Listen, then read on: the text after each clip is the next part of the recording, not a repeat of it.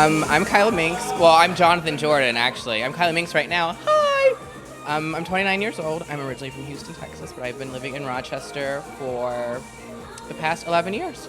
I moved here after high school to visit my dad and stepmom and stepfamily, and liked it so much that I just stayed here. And then I ended up going to Brockport, and my life is here now. I'm an adult. I can't go anywhere.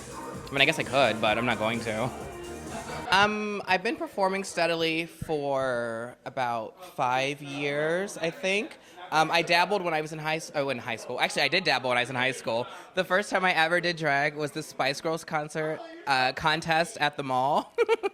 By this radio station, I dressed up like Scary Spice, and I remember my mom was so pissed off that she goes, "Fine, I'll let you do it this one time, but this better not become a habit." And I like to tell her that story, and she laughs. But when I was in college, I did it a few times, but I didn't want to be one of those like booger queens that comes out and doesn't have their shit together. So I purposely waited and saved money and collected my, makeup and garments and hair, and then I came out. When I came out, even though I was new, people were really impressed, and people who had seen me perform the few times before were just like, it was like they were just waiting for me to unleash myself. Yeah. Can you hear me? Am I talking loud enough? My life outside of performing is kind of boring right now. I'm currently unemployed. I did work at a church for 4 years, which people thought was really funny. But it was like any other business. I did reception work. I answered phones. I made copies. I put together publications for them. I did some light website work for them. I just started dating this new boy. I'm kind of happy about that. Like, literally, we just started dating like 2 days ago, but we've been hanging out for like a month, and we dry humped for like 45 minutes the other day, and it was kind of hot because I'm taking it slow, and usually I bang a guy right away. But I'm trying to take it slow with him, so I felt like a teenager when we were just making out and humping on the couch. I felt like my mom was going to walk in and be like, "What's going on here?" But it didn't happen. It was cool. I'm happy. Do I have lipstick on my teeth? Oh, I'm not swaying because I'm drunk. I'm swaying because I have these big heels on. I don't really find that the community has, especially in Rochester, has too much of a drag queen sort of stigma, because the queens in the city are, and here at Rochester, I say, are very active, and they don't just keep to themselves. Like tomorrow I'm doing an event, and other queens do benefits and other events when they're needed. So I think it's kind of close-knit. The problem I find with being a drag queen is when it comes to dating, which is why I'm so excited to have found this guy that I'm seeing. And because it's like kind of finding like a four-leaf clover when you find a guy who's like, "Oh, well, you do it, do drag. I don't care." It for some people, especially for me, I know it's not who I am, it's what I do. It's more of a job. And yes, I do feel like I'm good at it, but I don't let it overtake my life. And then on the flip side of that, there's also these tranny chasing guys that want you in drag, and that's so gross because all this comes off, and that's nasty. I'm not going to do that. It's so gross. It is. I definitely have more of a stigma on me being a femme guy. Like right now I have a hairpiece in back here, but like all this is my real hair, and my hair is like slightly past my shoulders. I mean, I'm a pretty femme guy, and I think that the problem is most people think that when you're a feminine guy and you do drag that you're automatically going to become a woman, and I have no desire to lose my naughty bits as a boy. I don't use them very often, but I like them there. So yeah, I mean, I feel like the stigma of being a femboy is different, is much more prevalent for me than the stigma of being a drag queen. And I mean, I can't help that I'm a femmy boy. I've always been that way, and I don't want to be one of those, straight acting people. Because when people say straight acting, they're acting, right? It's not really who they are. I mean, there are masculine guys and there are more feminine guys. I just happen to be more feminine, and I'm okay with that. I embrace it.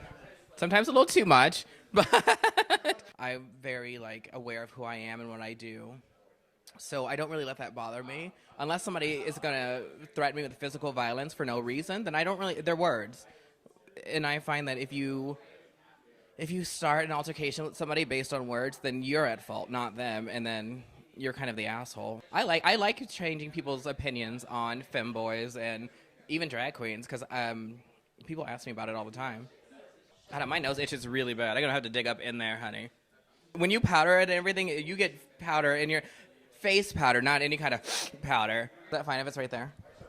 I don't want to hold it anymore. I feel like a stupid reporter. I think that with shows like RuPaul's Drag Race, that shows the very like high end of drag, where people who are established can sew, know how to do their face, know how to perform. Like those are the best of the best, which is fine. It's a good spotlight for those people who've been working at their craft for a really long time, and they need, that's what, when you work really hard, you should get some recognition, and I believe that's what that's for. Now, on the flip side of that is that when people see that, that's what they think all drag queens look like, and unfortunately, all drag queens don't. Not all drag queens have the drive or the access to materials, and like I host a show on Friday nights that is for up-and-coming queens, and actually kings, um, to hone their craft. They come out, and my co-host Samantha Vega, we kind of help them along, the way I was helped, the way that she was helped, so they can get better. Like even now, I don't think that I'm good enough to be on RuPaul's Drag Race, even though, I think I'm pretty and I think that, I've got some things down. I don't have the drive for that, and I don't have the sewing skills, or, I think my performing is, I'm a really good host, I'm funny, and I say awful things, but I don't think that my performing is quite top notch. So, I mean, I think it's good that it's opening people's eyes, but it's also not really educating people, because it's not distinguishing trans people who are trans from people who just do drag, which is a performance. It's a character. So the line gets pretty blurred, even in everyday life. Fortunately, I have sort of a feminine face. I have high cheekbones. My face is kind of fat, so it's not really angular. So it's feminine fat. You know what I mean? Whatever. It's not like an overly masculine face. So I'm lucky. Some queens that are still remaining, they say they want to remain men, are getting like silicone pumped into their hips and their butt. That takes away from you being a boy too, when you have like this feminine body. It doesn't make any sense to me. There's like some sort of disconnect between what you're saying and what you're doing. You can't say, I don't want to change. I want to be a man, but I'm going to also do drag. But then you've given yourself hips and butt. Like, I like being able to take everything off and being myself. Yes, as Jonathan, as a real person, I have my own whole different set of insecurities that I can mask by putting all this on and being on stage. But that's who I am.